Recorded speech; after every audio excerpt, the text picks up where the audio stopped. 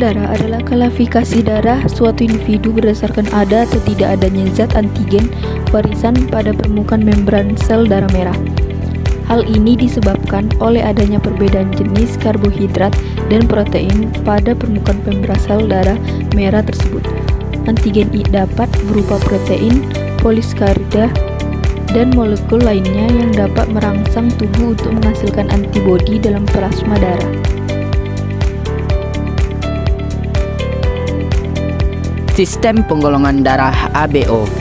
Penggolongan darah pada manusia pertama kali dikemukakan oleh Karl Landsteiner pada tahun 1900.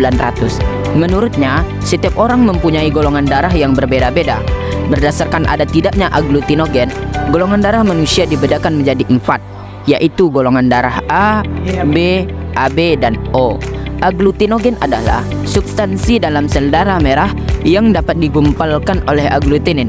Sementara itu, aglutinin adalah substansi dalam plasma darah yang menyebabkan penggumpalan pada aglutinogen. Macam-macam golongan darah aglutinogen dan aglutinin yang dimilikinya dapat dilihat pada tabel. Yang pertama, golongan darah yang A, aglutinogennya A dan aglutininnya B. Golongan darah yang B, aglutinogennya B dan aglutininnya A. Golongan darah yang AB, aglutinogennya A dan B, aglutininnya tidak ada.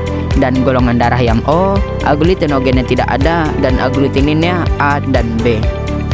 Penggolongan darah sangat bermanfaat untuk transfusi darah. Transfusi darah adalah pemberian darah dari seseorang ke orang lain. Seseorang yang mendapat darah disebut resipien, sedangkan orang yang memberikan darah disebut donor. Maka dapat dilihat dari diagram transfusi darah berikut. Jadi, secara teori, golongan darah O dapat memberikan darahnya ke semua golongan darah. Sebaliknya, golongan darah AB dapat menerima darah dari semua golongan darah.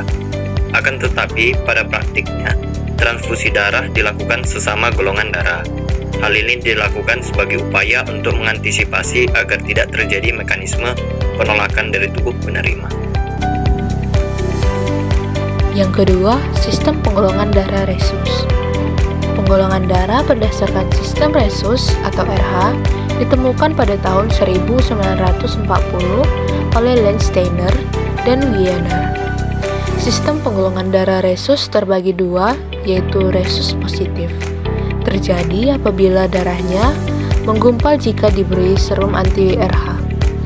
Yang kedua, resus negatif. Terjadi apabila darahnya tidak menggumpal jika diberi serum anti-RH. Salah satu contoh penerapan sistem penggolongan darah resus yaitu munculnya penyakit erythroblatosis fetalis. Erythroblatosis fetalis adalah penyakit yang ditimbulkan karena ketidakcocokan sistem resus. Ibu yang memiliki sistem resus negatif dan ayah resus positif kemudian memiliki janin di masa kehamilannya akan memproduksi aglutinin anti-RH+ yang menimbulkan aglutinasi pada bayi. Biasanya kelahiran pertama akan selamat, tetapi anak kedua dan seterusnya yang memiliki RH- akan meninggal. Berikut adalah mekanisme erythroblastosis fetalis. Sistem penggolongan darah MN. Penggolongan darah berdasarkan sistem MN ditemukan oleh Landsteiner dan Levin melalui eksperimen dengan menggunakan serum untuk beberapa orang yang berbeda golongan darahnya. A. Golongan darah M. Apabila darahnya menggumpal jika diberi serum anti-M. B. Golongan darah N. Apabila darahnya menggumpal jika diberi serum anti-N. C. Golongan darah MN. Apabila darahnya menggumpal jika diberi serum anti-M dan anti-N.